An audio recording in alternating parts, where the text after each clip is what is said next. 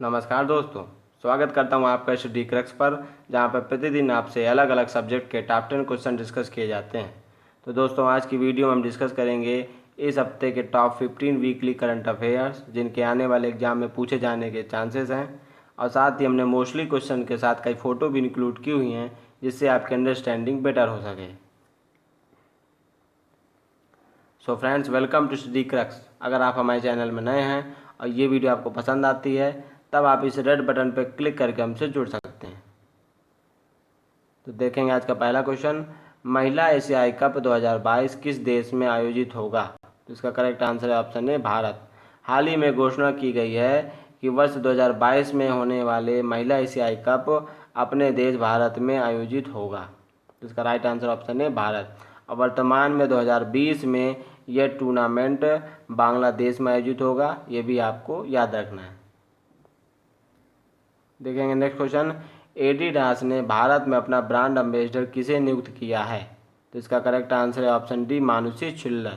मानुषी छिल्लर को एडिडास ने भारत में अपना नया ब्रांड एम्बेसडर नियुक्त किया है।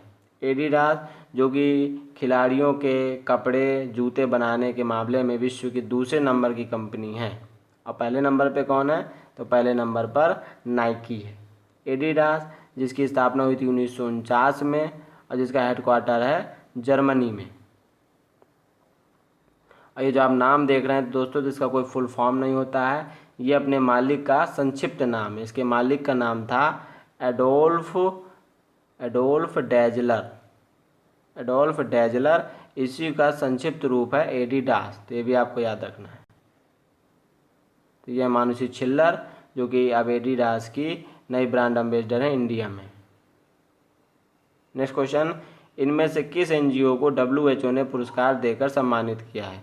तो हाल ही में विश्व धूम्रपान निषेध दिवस अर्थात 31 मई के दिन WHO ने सीड्स नामक एनजीओ को पुरस्कार देकर सम्मानित किया है। अब क्यों किया है? क्योंकि इस एनजीओ ने बिहार और झारखंड में उन सभी लोगों को जागरूक किया था जो किसी भी प्रकार के नशे से ग्रस्त थे। तो समाज में इस योगदान को देखते हुए WHO ने सीड्स एनजीओ को पुरस्कार देकर सम्मानित किया है। नेक्स्ट क्वेश्चन है, इनमें से किस संस्था ने सुमेरु PACS उपकरण विकसित किया है? जिसका करेक्ट आंसर है ऑप्शन ए, DRDO। DRDO ने एक नया उपकरण विकसित कर लिया है जिसका नाम है सुमेरु PACS। तो अब इससे क्या होता है कि तो जो लोग भी PPE किट पहनते हैं अर्थात पर्सनल प्रोटेक्टिव इक्विपमेंट पहनते हैं, उनका पसीने आने की बड़ी दिक्कत होती है, क्योंकि उनका पूरा शरीर जो लॉक हो जाता है, बंद हो जाता है, तो उनको पसीने आने की बड़ी दिक्कत होती है। तो इस उपकरण के थ्रू उनको स्वेटिंग कम होगी, पसीना उनके कम निकलेगा। तो ये उपकरण विकसित कर लिया है DRDO ने। ये है DRDO जो कि भारत सरकार के रक्षा मंत्रालय के अंतर्गत काम करता है। इसका फुल फॉर्म होता है defence research and development organisation. और DRDO की स्थापना हुई थी 1958 में। इसकी टैग लाइन होती है बलस्य मूलम विज्ञानम। नेक्स्ट क्वेश्चन है, इनमें से किस रेलवे जंक्शन को CII द्वारा गोल्ड रेटिंग प्रदान की है? तो CII ने गोल्ड रेटिंग प्रदान की है तिरची जंक्शन को, क्योंकि तिरची जंक्शन के अधिकारियों ने कई इन्वायरमेंट फ्रेंडली डिसीजन लिए थे जिससे CII प्रभावित हुआ था और इसने इस स्टेशन को गोल्ड रेटिंग प्रदान की है। अब ये CII क्या है? तो कॉन्फेडरेशन ऑफ इंडियन इंडस्ट्री इसका फुल फॉर्म है। इसके नए चेयरमैन बने हैं उदय कोटक। तो ये भी आपको याद रखना है। यह है तिरची जंक्शन, जिसका एक अन्य नाम तिरुचिरापल्ली जंक्शन भी है, जो कि भारतीय राज्य तमिलनाडु में स्थित है। देखेंगे नेक्स्ट क्वेश्चन, कोविड-19 के कारण हमजा कोया का निधन हो गया है, वह किस पेशे से जुड़े थे? इसका करेक्ट आंसर है ऑप्शन बी, फुटबॉल खिलाड़ी। हमजा कोया फुटबॉल के एक प्रसिद्ध खिलाड़ी थे और फुटबॉल में इन्होंने महाराष्ट्र का प्रतिनिधित्व किया था और हाल ही में इनकी कोरोना के कारण निधन हो गया है। इसका राइट आंसर है ऑप्शन बी, फुटबॉल खिलाड़ी।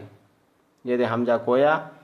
इनके निधन पर प्रसिद्ध फुटबॉल क्लब मोहन बागान ने भी शोक प्रकट किया था। मोहन बागान जिसकी स्थापना हुई थी 1889 में।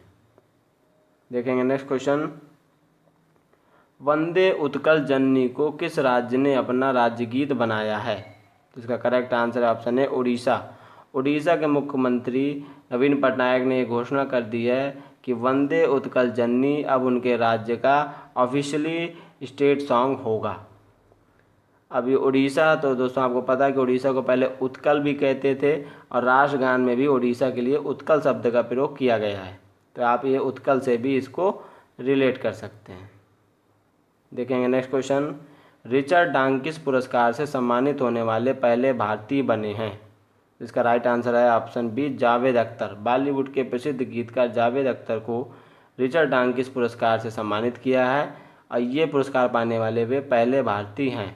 अब ये पुरस्कार क्यों दिया गया है? ये पुरस्कार हर साल उन लोगों को दिया जाता है जो मानव कल्याण के लिए सोचते हैं, काम करते हैं। तो जावेद अख्तर को उनकी स्पष्ट सोच, नागरिकता संशोधन के लिए क्रिटिकल थिंकिंग के लिए ये पुरस्कार दिया गया है। ये जावेद अख्तर जो रिचर्ड डांकिस पुरस्कार पाने वाले पहले भारतीय हैं। और दोस्तों रिचर्ड डांकिस पुरस्कार वर्ष 2003 से दिए जा रहे हैं, ये भी आप याद रख सकते हैं। देखेंगे नेक्स्ट क्वेश्चन, उत्तराखंड ने अपनी ग्रीष्मकालीन राजधानी किसे बनाने की घोषणा की है? तो इसका करेक्ट आंसर है ऑप्शन सी, गैरसैंण। उत्तराखंड के मुख्यमंत्री त्रिवेंद्र सिंह रावत ने घोषणा की है कि अब उत्तराखंड की ग्रीष्मकालीन राजधानी गैरसैंण होगी। वर्तमान में वहाँ की राजधानी है देहरादून, ये भविष्य में भी रहेगी, लेकिन अब उत्तराखंड को एक नई ग्रीष्मकालीन राजधानी मिल गई है जिसका नाम है गैरसैंण, जो कि देहरादून से लगभग 250 किलोमीटर दूर है। तो ये भी आपको याद रखना है। देखेंगे नेक्स्ट क्वेश्चन, परिवहन मंत्रालय ने BS6 वाहनों पर किस रंग का स्टिकर लगाना अनिवार्य कर दिया है? तो इसका राइट आंसर ऑप्शन है हरा। हाल ही में परिवहन मंत्रालय ने कहा है कि जो भी BS6 इंजन के व्हीकल हैं उन सभी को अपनी गाड़ी पर एक हरे रंग की पट्टी लगानी होगी और उस पट्टी पर उन्हें अपनी गाड़ी का रजिस्ट्रेशन नंबर भी लिखना होगा। अब ये BS6 जिसकी फुल फॉर्म होती है भारत स्टेज 6, और वर्तमान में हमारे परिवहन मंत्री कौन है? तो नितिन गडकरी वर्तमान में हमारे परिवहन मंत्री। नेक्स्ट क्वेश्चन है, जम्मू कश्मीर कोर्ट का मुख्य न्यायाधीश किसे बनाया गया है? तो इसका करेक्ट आंसर है ऑप्शन डी, जावेद इकबाल वानी अब JK हाई कोर्ट के नए चीफ जस्टिस बन गए हैं। तो ऑप्शन डी, जावेद इकबाल वानी इसका करेक्ट आंसर होगा। अब जम्मू कश्मीर कोर्ट, तो इसकी स्थापना हुई थी 1957 में। इस कोर्ट की मूल पीठ है श्रीनगर में और इसकी एक खंड पीठ है जम्मू में। तो ये भी आपको याद रखना है, GK की दृष्टि से ये महत्वपूर्ण है। तो ये जावेद इकबाल वानी जो कि JK हाई कोर्ट के अब नए चीफ जस्टिस होंगे।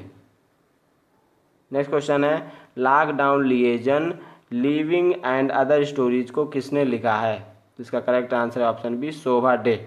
शोभा डे ने ये पुस्तक लिखी है lockdown liaison living and other stories. ये पेपर की दृष्टि से काफ़ी इंपॉर्टेंट क्वेश्चन है।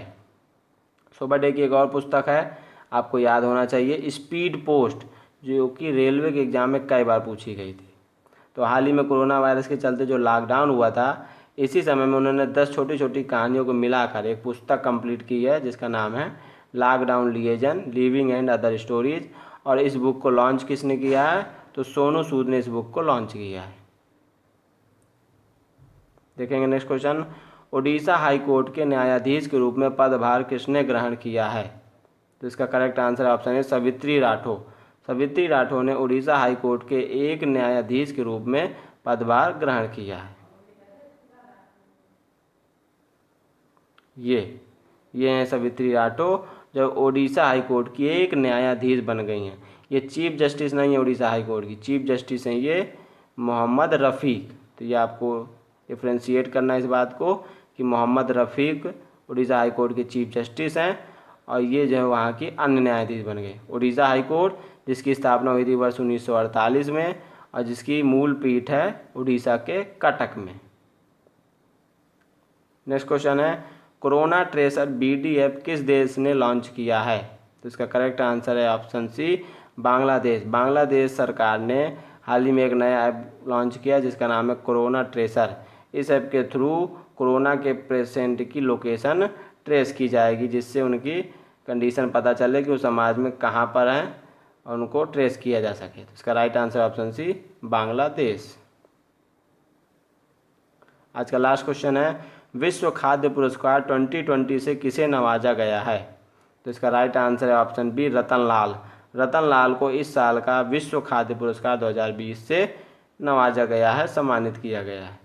और इस पुरस्कार की घोषणा होते ही रतन लाल ने कहा कि किसान फसल काटने के बाद जो ज़मीन में शेष रह जाता है उसको आग लगा देते हैं, ये बिल्कुल भी सही नहीं है। और पंजाब, हरियाणा, उत्तर प्रदेश के किसानों से और सरकारों से मैं अनुरोध करता हूँ कि फसल काटने के बाद धरती को छोड़ दें, धरती से सब कुछ छीन लेना यह उचित नहीं है। तो ये स्टेटमेंट के लिए भी रतन लाल चर्चा में है। संजय राजाराम को 2014 में इसी पुरस्कार से सम्मानित किया गया था। और साइमन एंड ग्रोड को वर्ष 2019 में विश्व खाद्य पुरस्कार से सम्मानित किया गया था। तो ये भी आपको याद रखना है। और केविन मेयर ये टिकटॉक के नए CEO बने हैं, ये भी करंट का क्वेश्चन है, ये भी आप याद रख सकते हैं। तो ये थे रतन लाल, जिन्हें विश्व खाद्य पुरस्कार 2020 से सम्मानित किया गया है। इस सप्ताह के कुछ महत्वपूर्ण दिवस दोस्तों देख लेते हैं। तो 8 जून को हमने सेलिब्रेट किया विश्व महासागरीय दिवस। 12 जून को सेलिब्रेट किया गया बाल श्रम के खिलाफ विश्व दिवस, चाइल्ड लेबर। इसको कौन मनाता है? तो इसको मनाता है ILO यानी कि इंटरनेशनल लेबर ऑर्गेनाइजेशन, जिसका गठन हुआ था 1919 में और इसका हेडक्वार्टर है जिनेवा, स्विट्जरलैंड में।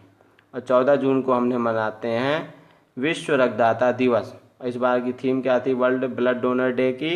इस बार की थीम थी सेव ब्लड, क्योंकि ये कई बार पूछ लेता है B.Ed के एंट्रेंस में या फिर अदर एग्जाम में। Save blood save life,